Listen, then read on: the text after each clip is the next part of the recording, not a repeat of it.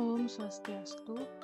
Perkenalkan, nama saya Jovita Amelinda dengan NIM 20110210027 dari Prodi Teknologi Pendidikan Universitas Pendidikan Ganesha.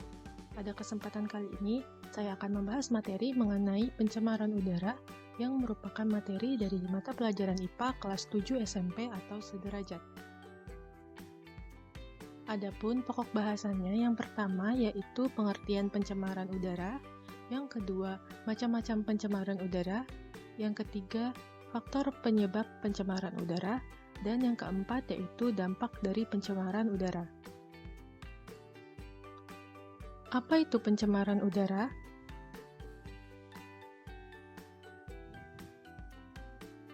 Pencemaran udara merupakan salah satu kerusakan lingkungan, berupa penurunan kualitas udara karena masuknya unsur-unsur berbahaya ke dalam udara atau atmosfer bumi. Selanjutnya yaitu macam-macam dari pencemaran udara. Dibagi menjadi dua, yang pertama yaitu pencemaran udara primer. Pencemaran ini disebabkan langsung dari sumber pencemar. Pencemaran udara primer ini penyebabnya langsung dari polutan seperti meningkatnya kadar karbon dioksida dari aktivitas pembakaran yang dilakukan manusia. Dan yang kedua yaitu pencemaran udara sekunder.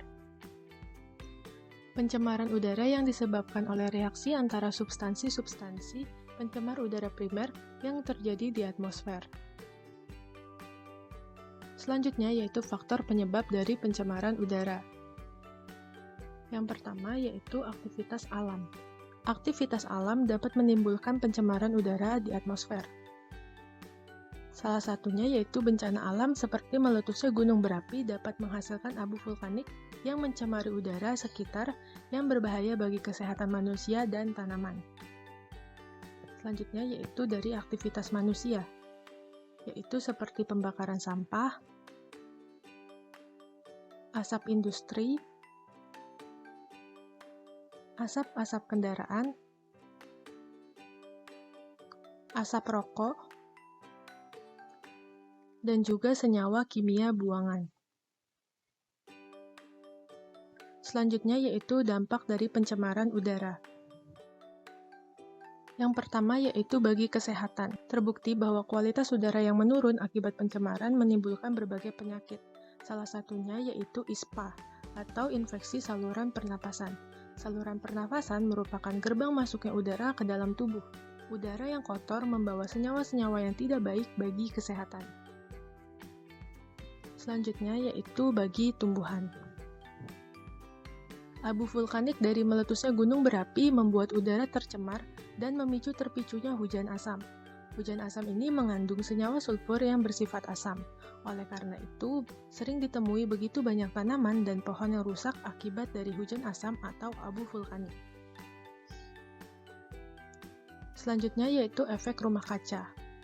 Konsentrasi karbon dioksida dan karbon monoksida yang tinggi di atmosfer akan memicu terjadinya efek rumah kaca, yakni peningkatan suhu bumi. Dan yang keempat yaitu rusaknya lapisan ozon. Pemanasan global sering dikaitkan dengan menipisnya lapisan ozon.